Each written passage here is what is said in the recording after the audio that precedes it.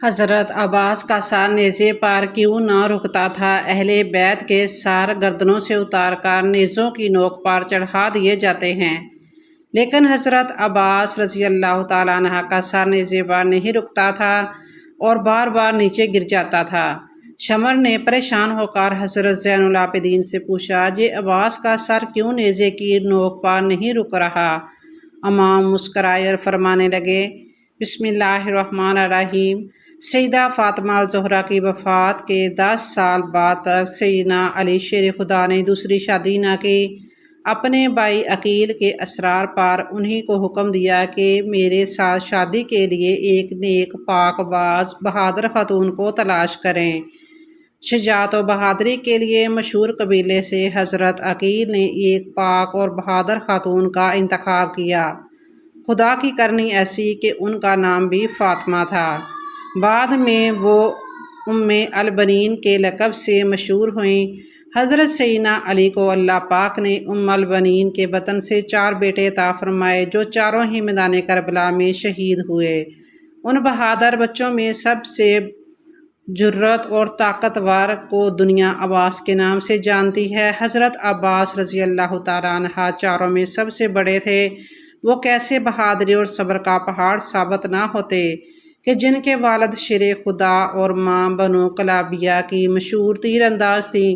حضرت عباس 4 شعبان 26 ہجری کو مدینہ منورہ میں پیدا ہوئے۔ امیر المومنین حضرت علی کبھی کبھی جناب عباس کو اپنی گود میں بٹھاتے تھے اور ان کی آستین کو پیچھے الٹ کر بوسہ دیتے تھے اور آنسو بہاتے تھے۔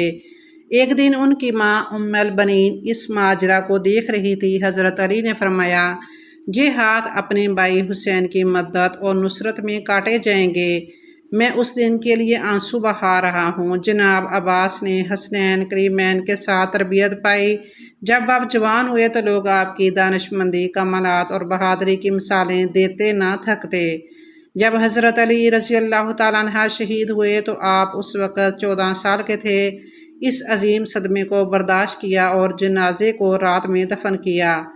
بس اس دن سے حضرت عباس کے امتحان شروع ہو گئے جو سب کے سب انہوں نے ہمت اور صبر سے برداشت کیے۔ آخر کو آپ نے وہ دن بھی دیکھا کہ جب حضرت امام حسن کو زہر دے کر شہید کر دیا گیا۔ آپ کا جنازہ بھی صحیح طرح نہ پڑھنے دیا گیا، لیکن یہ سب بھی ایک بہادر باپ کے بہادر بیٹے نے صرف اس لیے برداشت کیا کہ حضرت حسین نے انہیں یہ کہہ کر منع کر دیا کہ عباس ابھی جنگ کا وقت نہیں ہے۔ جناب عباس کی شادی عبداللہ بن عباس کی بیٹی لباب سے ہوئی، جن سے اللہ پاک نے انہیں 2 بیٹے عبید اللہ اور فضل عطا فرمائے۔ آپ ہمیشہ حضرت امام حسین کے شانہ بشانہ رہے، بلکہ حضرت عباس ہمیشہ بنی ہاشم کے 3 نوجوانوں کا حلقہ بنا کر حضرت امام حسین کی حفاظت کے لیے ان کے ساتھ رہتے تھے۔ آپ نے ہمیشہ اپنے آپ کو حضرت حسین کا غلام بنا کر پیش کیا، نہ کہ بھائی، جہاں تک کہ کربلا کے میدان میں بھی آپ نے اپنی غلامی اور وفا کا مظاہرہ کیا۔ ابن زیاد جانتا تھا کہ جب تک عباس کربلا کے خیموں میں موجود ہے ہم ان تک نہیں پہنچ سکتے، اس لیے اس نے ایک چال چلی کہ شمر ملعون کو 4000 سپاہی دے کر حضرت عباس کے پاس بھیجا۔ شمر نے حضرت عباس کو کہا کہ میں ابن زیاد کی طرف سے عباس تمہارے اور تمہارے بھائیوں کے لیے امان نامہ لکھوا لایا، اس لیے تم جہاں سے جا سکتے ہو۔ بس یہ سننا تھا کہ حضرت عباس کا چہرہ مبارک سرخ ہو گیا۔ آپ نے امان نامہ پکڑا اور اس کے 2 ٹکڑے کر دیے اور فرمایا، ہمت ہے تو مجھ سے مقابلہ کرو، تم لوگ چاہتے ہو کہ میں نواسہ رسول صلی اللہ علیہ وآلہ وسلم سے غداری کروں۔ چنانچہ شمر اور ابن زیاد اپنے مقصد میں کامیاب نہ ہو سکے۔ پھر کربلا کے میدان میں جب باری باری سب شہادتیں پیش کر رہے ہوتے ہیں تو حضرت عباس نواسہ رسول صلی اللہ علیہ وآلہ وسلم عرض کرتے ہیں کہ آقا حسین، اب مجھے بھی اجازت دے کہ میں ان جزیدوں کو جہنم واصل کروں۔ لیکن حضرت حسین رضی اللہ تعالیٰ عنہ فرماتے ہیں کہ عباس، جہاں شجاعت کا امتحان نہیں بلکہ ہمارے صبر کا امتحان ہے۔ حضرت عباس خیموں کے گرد چکر لگا رہے تھے کہ حضرت بی بی سکینہ ہاتھوں میں مشکیزہ لیے جناب عباس کے قریب آئیں اور کہنے لگیں، چچا عباس، میرے عسکر نے 3 دن سے پانی نہیں پیا۔ غازی عباس نے بی بی سکینہ کو دیکھا، خالی مشکیزے کو دیکھا، فرمانے لگے، اے میری آقا زادی، میرے حسین سے کہو میں آپ کے لیے پانی لے کے آؤں۔ بس بی بی سکینہ حضرت عباس کو لے کے امام حسین کے پاس آتی ہیں اور فرماتی ہیں اے بابا، چچا کو اجازت دو نہر سے پانی لے کے آئیں۔ امام حسین نے غازی عباس کے چہرے کو دیکھا، ایک آہ بھری اور فرمایا سکینہ عباس جاؤ میری بہن زینب کے پاس، اگر میری بہن عباس کو اجازت دیتی ہے تو عباس تم چلے جانا۔ حضرت عباس اور معصوم سکینہ بی بی حضرت زینب کے خیمے کے قریب آتے ہیں۔ جب بی بی زینب حضرت سکینہ کی معصومیت کو دیکھتی ہے تو یہ کہہ کر حضرت عباس نہر سے پانی لانے کی اجازت دیتی ہے کہ میرے بابا نے وصیت کی تھی زینب شام کی گلیوں میں جب ہاتھوں کو رسیاں باندھے تھے لیے آیا جائے تو اس وقت صبر کا ہاتھ دامن سے مت چھوڑنا، اور میں کہا کرتی تھی کہ جس کا عباس جیسا شیر بھائی ہو کوئی اس کو گرفتار کر بھی سکتا ہے بھلا۔ حضرت عباس پالی کی مشق لیے گھوڑے پر سوار ہوتے ہیں، ایک ہاتھ میں علم اٹھاتے ہیں اور نہر کی طرف بڑھنے لگتے ہیں۔ تاریخ طبری میں حضرت محمد بن جریر طبری لکھتے ہیں کہ جب حضرت عباس دریا فرات کی طرف مشکیزہ اور ننگی تلوار لے کر نکلتے ہیں تو اس وقت عمرو بن الحجاج 500 یزیدی فوجیوں کے ساتھ دریا پر پہرا دے رہا تھا۔ کربلا کا تپتا صحرا ہے، سورج اپنی آب و تاب سے چمک رہا ہے۔ جب پہرے داروں نے ایک شاہ سوار کو ننگی تلوار کے ساتھ آتے دیکھا تو فوج میں ہلچل مچ گئی۔ تاریخ گواہ ہے کہ حضرت عباس نے 133 یزیدوں کو چیر ڈالا اور دریا پر پہنچ گئے۔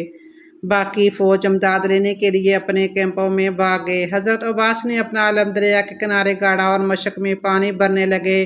مشق کو بھرنے کے بعد آپ نے خود پانی پینے کے لیے چلو بھرا اور پھر یہ سوچ کر پانی گرا دیا کہ میرے آقا حسین اور ان کی آل کب سے پیاسی ہے۔ اللہ اکبر۔ دوستو، کوئی عباس سے وفادار شخص اس دنیا میں نہیں ہے۔ پھر آپ نے سوچا کہ اپنے گھوڑے کو پانی پلا لیتا ہوں، لیکن گھوڑا بھی وفادار ہی تھا، اس نے پانی نہ پیا۔ اتنی دیر میں عمرو اپنی فوج کی دوبارہ صف بندی کرتا ہے اور پیچھے اور سپاہی بھی مدد کے لیے آ جاتے ہیں۔ حضرت عباس مشکیزے اٹھائے گھوڑے پر سوار ہوتے ہیں، اتنے میں ایک تیر ان کے کندھے پر آ کر لگتا ہے۔ حضرت عباس گھوڑے کو خیمے کی طرف دوڑاتے ہیں، سپاہی ان کو گھیر لیتے ہیں اور تیروں کی بچھاڑ کر دیتے ہیں۔ عمرو آواز لگا کر کہتا ہے کہ یہ پانی خیموں تک نہ پہنچے، اگر ان کو پانی مل گیا تو ہماری خیر نہیں۔ اتنے میں ایک بدبخت نے چھپ کر تلوار کا وار کیا تو آپ کا ایک بازو قلم ہو گیا۔ پھر آپ نے پانی کا مشکیزہ دوسرے ہاتھ میں پکڑ لیا، پھر دوسرے بازو پر بھی وار ہوتا ہے اور دوسرا بازو بھی قلم ہو جاتا ہے۔ اس کے بعد جناب عباس پانی کا مشکیزہ منہ میں پکڑ لیتے ہیں، پھر سب یکجا ہو کر تیر برساتے ہیں، پانی کے مشکیزوں کو بھی لگتے ہیں اور پانی بہہ جاتا ہے۔ جیسے ہی پانی بہتا ہے تو میرے آقا کی آنکھوں میں بھی آنسو آ جاتے ہیں، وہ گھوڑے سے نیچے گر جاتے ہیں، تیروں سے نڈال ہو جاتے ہیں۔ یزیدی فوج فتح کے نعرے لگاتے ہوئے واپس ہو جاتے ہیں۔ جب امام حسین حضرت عباس کو گرتا دیکھتے ہیں تو وہ ان کی طرف بڑھتے ہیں اور آ کر حضرت عباس کا سر مبارک اپنی گود میں لے لیتے ہیں۔ حضرت عباس پہلی دفعہ حضرت امام حسین کو اپنا بھائی کہہ کر پکارتے ہیں اور معافی مانگتے ہیں کہ میں معصوم سکینہ کے لیے پانی نہ لا سکا۔ آپ کی روح مبارک دارالفنا سے دارالبقا کی طرف کوچ کر جاتی ہے۔ اب ساری شہادتیں ہونے کے بعد جب سارے سر گردنوں سے اتار دیے جاتے ہیں اور ان کو نیزوں پر چڑھا دیا جاتا ہے تو صاحب وفا حضرت عباس کا سر نیزے پر نہیں رکتا اور بار بار گر جاتا ہے۔ یزیدی فوج پریشان ہو کر حضرت زین العابدین سے پوچھتے ہیں کہ ایسا کیوں ہے، جس پر آپ ایک تاریخی جملہ فرماتے ہیں، میرے چچا نے ساری زندگی حضرت حسین کی برابری نہیں کی تو اب مرنے کے بعد ان کا سر بھی حسین کے سر کے برابر نہیں رک سکتا۔ اللہ اکبر۔ یہ سن کر شمر کہتا ہے کہ عباس کے سر کو گھوڑے کی زین سے باندھو۔ لاکھوں کروڑوں سلام ہو حضرت عباس کی وفا پر۔ اللہ پاک ہم سب کو بھی اللہ کے دین، اس کے پیارے نبی حضرت محمد صلی اللہ علیہ وآلہ وسلم اور ان کی آل پاک سے وفا کرنے کی توفیق عطا فرمائے۔ اے اللہ ہم سب کو گناہوں کو معاف فرما دے اور ہمیں سمندر وفا حضرت عباس سے چند قطرے وفا، صبر اور بردباری کے عطا فرما دے۔ اے اللہ ہمیں لوگوں کے لیے آسانیاں پیدا کرنے والا بنا دے، آمین۔